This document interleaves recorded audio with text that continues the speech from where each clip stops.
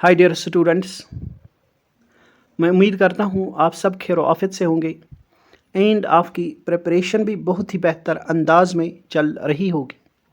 Dear students, as you know हमने आपके लिए PYQs स्टार्ट किए हैं एंड जिसमें हम वो सारे PYQs आपके साथ डिस्कस करते हैं जो कई सारे एग्ज़ाम्स में बार बार रिपीट किए गए हैं regarding high courts in our country. आज हमारा लेक्चर सेकंड रहेगा on PYQs related to high courts in our country. पहला पार्ट जिस भी स्टूडेंट ने अभी तक नहीं देखा है तो हम यही सजेस्ट करते हैं कि आप पहला पार्ट भी ज़रूर कंडक्ट करें ताकि आपको पता चले किस तरह के PYQs आपसे पूछे गए हैं regarding high courts in our country. आज का लेक्चर सेकंड रहेगा on PYQs related to high courts in our country, जिसमें हम वो सारे PYQs आपके साथ डिस्कस करेंगे जो एग्ज़ाम्स में बार बार रिपीट किए जाते हैं। तो आज का ये लेक्चर स्टार्ट करने से पहले छोटी सी रिक्वेस्ट है उन सारी स्टूडेंट से जो पहली बार इस प्लेटफॉर्म पर विज़िट किए हैं एंड अभी तक इस प्लेटफॉर्म को सब्सक्राइब नहीं किया है, तो आप इस प्लेटफॉर्म को ज़रूर सब्सक्राइब करिए एंड बेल आइकन पर भी आप प्रेस ज़रूर करिए ताकि आपको हर एक इम्पॉर्टेंट सेशन की नोटिफिकेशन रिसीव हो जाए। डियर स्टूडेंट्स, आप वीडियो को लाइक भी किया करें एंड अपने फ्रेंड्स के साथ ये वीडियोस शेयर भी किया करें ताकि वो भी इन वीडियोस का फ़ायदा उठा पाए। चलो अब हम मूव करते हैं आज के सेशन के ऊपर। पिछले सेशन में हमने आपको क्वेश्चन दिया था, तो बड़े अफसोस से कहना पड़ता है कि आप में से किसी भी बच्चे ने हमारे MCQ का आंसर नहीं दिया था। इससे ये पता चलता है कि आप अभी तक सीरियस नहीं है अपनी पढ़ाई को लेकर। तो मैं आपसे फिर से रिक्वेस्ट करता हूँ, आप अच्छे से पढ़िए, सीरियस होकर पढ़िए एंड जो क्वेश्चंस हम आपको देते हैं, हमारा मेन मोटिव होता है कि अगर आप में से किसी स्टूडेंट को आंसर पता ना हो तो वो खुद से सर्च करेगा तो चीज़ें रिटेन हो जाती हैं एंड जिस बच्चे को पता होगा वो अगर आंसर देता है क्वेश्चंस का तो उसे जब वो लिखता है खुद से आंसर तो उसे रिटेन होती है चीज़ें। तो इसी तरह से जब भी हम आपको क्वेश्चंस देते हैं तो आप प्लीज़ एंड प्लीज़ आंसर किया करें। चाहे आपको पता हो तो आप खुद फिर भी आंसर लिखिए, ना पता हो तो सर्च करके ढूंढिए, इन्फॉर्मेशन को तलाश कीजिए। खुद से जब आप कोई काम करते हैं, खुद से जब आप आंसर फाइंड करते हैं तो आपको चीज़ें रिटेन होती है। फिर जब आप कमेंट्स बॉक्स में आंसर लिखते हैं तो वहाँ से भी आपको फ़ायदा होता है कि आपका माइंड गेन करता है थिंग्स को। तो ये जो आप एक्सरसाइज करोगे इससे आपको ही फ़ायदा होता है। दैट्स वाई कि हम आपको क्वेश्चंस देते हैं। चलो अब हम मूव करते हैं उस क्वेश्चन के ऊपर जो हमने आपको दिया था। क्वेश्चन हमने आपको दिया था, who among the following appoints the district जज इन अ स्टेट लेवल पर डिस्ट्रिक्ट जज कौन अपॉइंट करता है। Our right answer is option number A, governor of the state. तो governor of the state appoint करता है डिस्ट्रिक्ट जज इन अ स्टेट, ये आप याद रखोगे।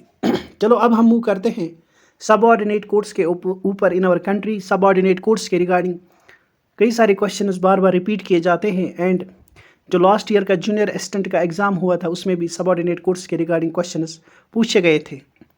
तो ये सबऑर्डिनेट कोर्ट्स काफ़ी ज़्यादा इंपॉर्टेंट है for your upcoming exam junior assistant. तो part 6 from article 233 to 237 of the constitution, ये आर्टिकल्स डील करते हैं subordinate courts in our country. इन आर्टिकल्स में प्रोविजंस दिए गए हैं कि हमारी कंट्री में सबऑर्डिनेट कोर्ट्स जो काफ़ी ज़्यादा इंपॉर्टेंट है in order to run the judiciary at the grass root level. तो यही सबऑर्डिनेट कोर्ट्स इंडिपेंडेंट होकर फंक्शन करे in our country and executive in courts में इंटरफेयर ना करे। ये सारे प्रोविजंस दिए गए हैं part 6 from article 233 to 237 in our constitution. ये पहला पॉइंट आप याद रखोगे। नेक्स्ट पॉइंट पर मूव करते हैं। हमसे क्वेश्चन पूछा गया था डिस्ट्रिक्ट जज स्टेट लेवल पर कौन अपॉइंट करता है। तो हमने आंसर अभी देखा, governor of the state appoint करता है डिस्ट्रिक्ट जज को at district level in a particular state, लेकिन गवर्नर कंसल्ट करता है हाई कोर्ट से। ये आपको याद रखना है। Governor of the state, in consultation with the High Court of the concerned state, appoints and promotes district judges in the state. या आप याद रखोगे, this is the next important point that you have to remember. Next, the district judge is the district's highest judicial authority with original and appellate authority in both civil and criminal issues. बहुत ही ज़्यादा important line है ये, जो आपको याद रखना है. इस लाइन में से 4 क्वेश्चन बन सकते हैं जो आप याद रखोगे.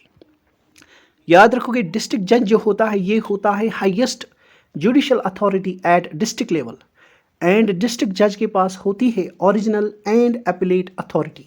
या आप याद रखोगे, कल को पूछा जाएगा डिस्ट्रिक्ट जज के पास नहीं होती है appellate authority, but you have to remember that district जज is having the appellate and original authority. किन किन केसेस में? In both civil and criminal cases. यानी डिस्ट्रिक्ट जज डिस्ट्रिक्ट लेवल पर सिविल एंड क्रिमिनल केसेस से भी डील कर सकते हैं, ये आप याद रखोगे. आर्टिकल 233 में दिया गया है अपॉइंटमेंट ऑफ डिस्ट्रिक्ट जजेस, ये आप याद रखोगी. कल को पूछा जाएगा विच of the following articles deals with the appointment of district जजेस इन द स्टेट. तो 233 आप याद रखोगी.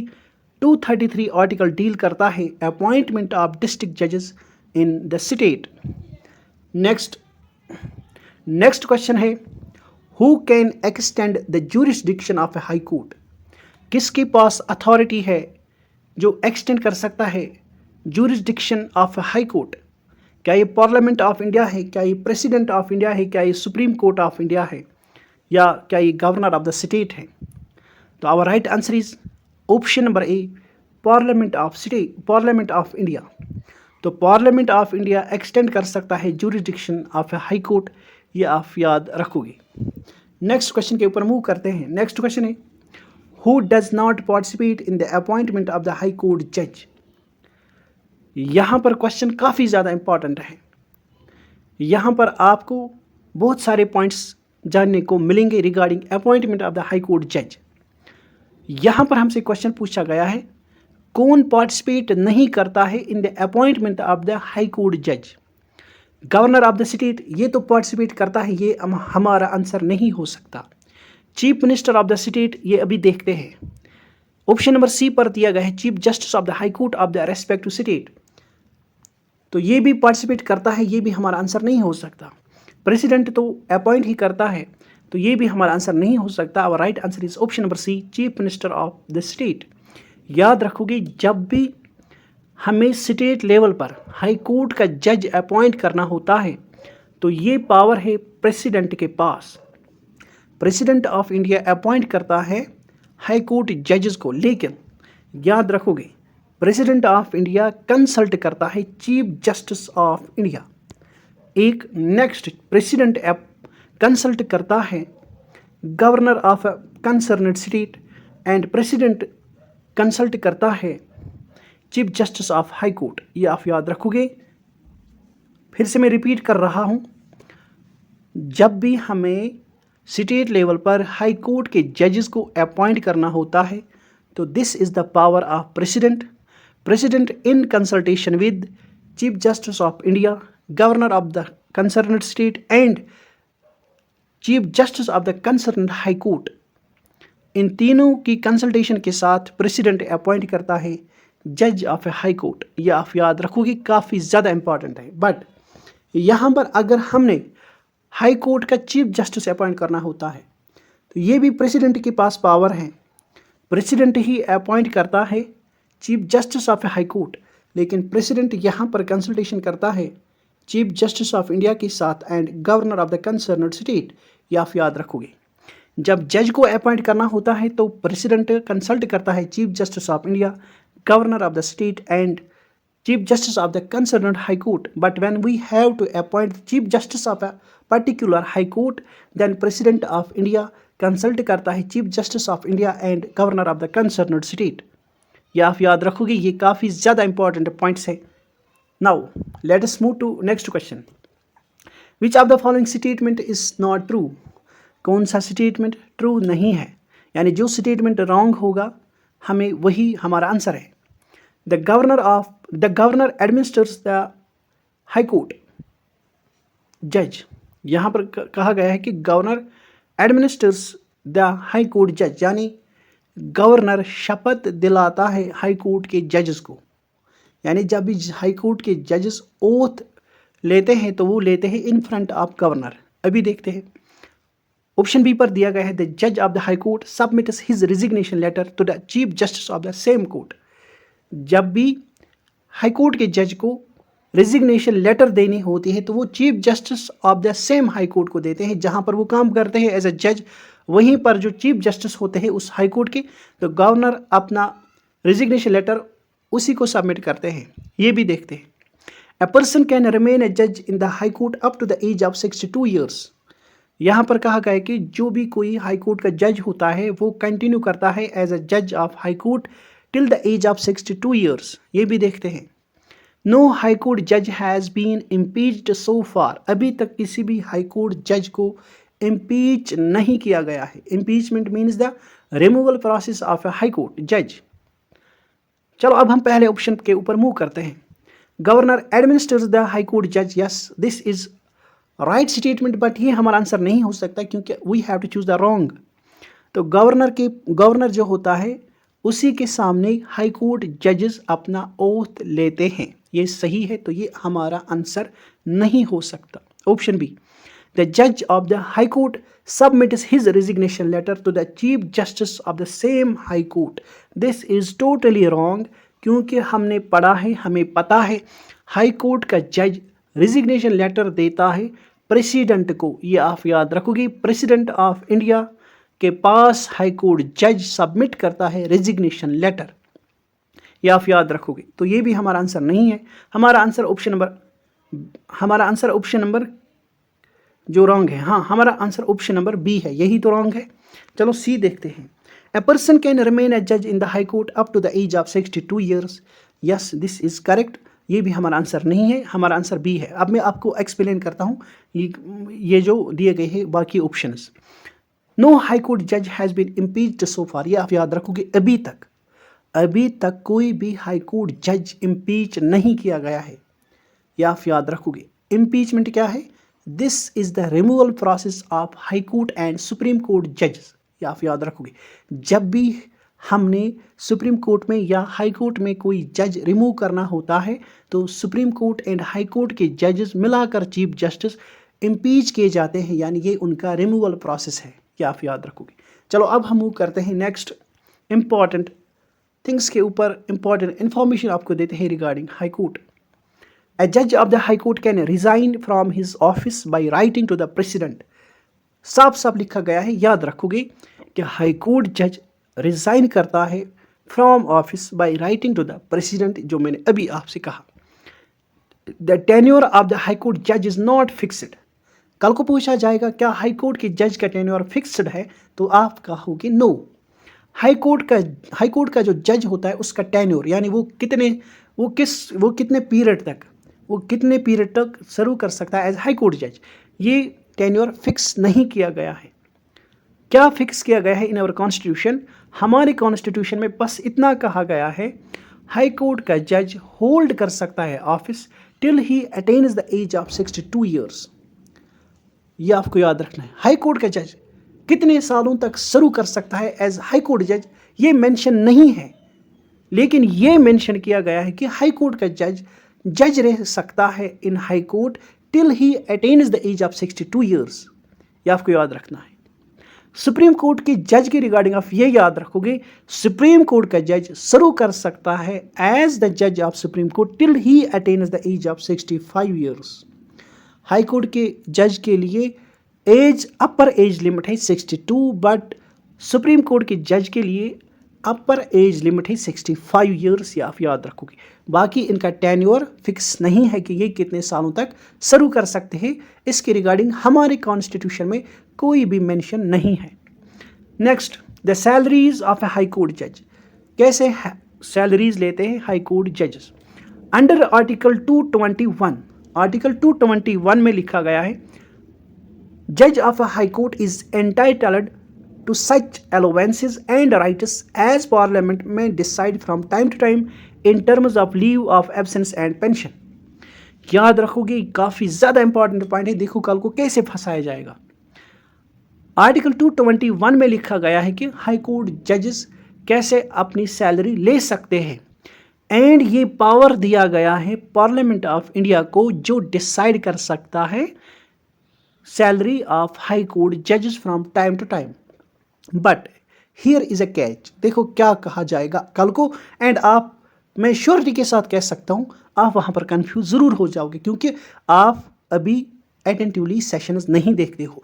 अगर आपकी एक्टिव पार्टिसिपेशन होती तो जो हमने लास्ट सेशन में आपको क्वेश्चन दिया था आप उसका आंसर जरूर करते। मैं फिर से आपको यहां पर कहता हूं, प्लीज बी अवेयर, कंपटीशन बहुत ज़्यादा है, मेहनत करिए, अच्छे से सेशंस को कंडक्ट करिए एंड अच्छे से खुद से प्रिपरेशन करिए। मैं ये नहीं कहता कि आप हमारी चैनल पर आकर बस यही सेशंस कंडक्ट करिए, जहाँ से आपको सेशंस मिलते हैं। हर एक टीचर आपके लिए मेहनत करता है, हर एक टीचर दिन रात एक करके आपके लिए सेशंस तैयार करते हैं। तो आपको जहाँ से भी MCQ सेशंस मिले आप कंडक्ट करिए, आप यहाँ से भी कंडक्ट करिए, हर एक प्लेटफॉर्म से कंडक्ट करिए जो जेन्युइन प्लेटफॉर्म है, जो आपके लिए मेहनत करते हैं जो टीचर्स, उनसे आप सेशंस कंडक्ट करिए। But you have to be active, आप एक्टिव पार्टिसिपेशन देते रहिए एंड वो दिन दूर नहीं होगा जब आपकी सिलेक्शन उन्हीं बच्चों की तरह होगी जिन्होंने अभी तक सिलेक्शन ली है। Now it is your turn, आप जाग जाइए, आप ज़माने के साथ चलिए, जो रियलिटी है उसके साथ आप चलिए। If you want to gain success, if you want to achieve your goal. तो अब मैं यहाँ पर आपसे ये कहना चाहूँगा, देखो केच क्या होगा कल को, वहाँ पर आपसे कहा जाएगा it is the power of president of India जो डिसाइड कर सकता है salary of a high court जज। यही आपके लिए कैच होगा कल को, इसीलिए आपको पहले ही तैयार होना है। तो याद रखोगे आप, it is the power of the parliament of India जो डिसाइड करेगा salary of a high court जज। ये आपको याद रखना है। देखो कल ही मैंने आपको पढ़ाया है, it is the power of the president to decide how many जजेस there should be in a particular high court. एक हाई कोर्ट में कितने जजेस हो सकते हैं at a particular point of time, ये पावर प्रेसिडेंट के पास है। ये मैं आपको पहले ही आगाह कर रहा हूं कि कैसे आपको पढ़ना है। तो यहाँ पर आप याद रखोगे it is the power of the parliament जो डिसाइड कर सकता है सैलरी ऑफ हाई कोर्ट जज फ्रॉम टाइम टू टाइम। ये आप याद रखोगे। नेक्स्ट चलो अब ओथ देखते हैं। Oath of a high court जज, कैसे ओथ लेता है हाई कोर्ट का जज। अंडर आर्टिकल 219 में दिया गया है oath of a high court जज। अब हम देखते हैं ओथ कैसे लेता है हाई कोर्ट जज। A person appointed as a high court जज, जो भी पर्सन अपॉइंट किया जाएगा हाई कोर्ट जज, he must take and swear an oath और affirmation before the governor of the state. ये आपको याद रखना है, बिफोर टेकिंग ऑफिस। यानी हाई कोर्ट जज अपने ऑफिस को होल्ड करने से पहले ओथ ज़रूर लेगा। किसके सामने लेगा?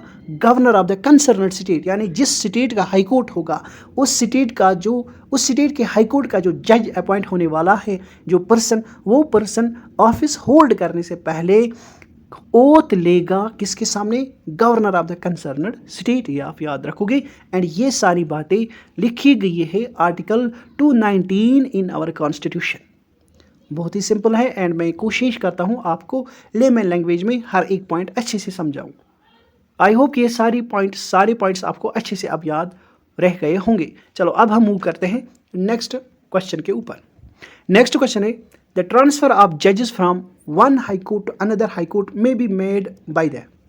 ये मैंने आपको पढ़ाया है, MCQ मैंने इस पर नहीं करवाया है, बट जो मैंने थ्योरी एक्सप्लेन की है कल ही आपके साथ, उसमें मैंने आपको साफ साफ कहा है कि कैसे एक जज को ट्रांसफ़र किया जाता है from one high court another and किसके पास ये पावर है।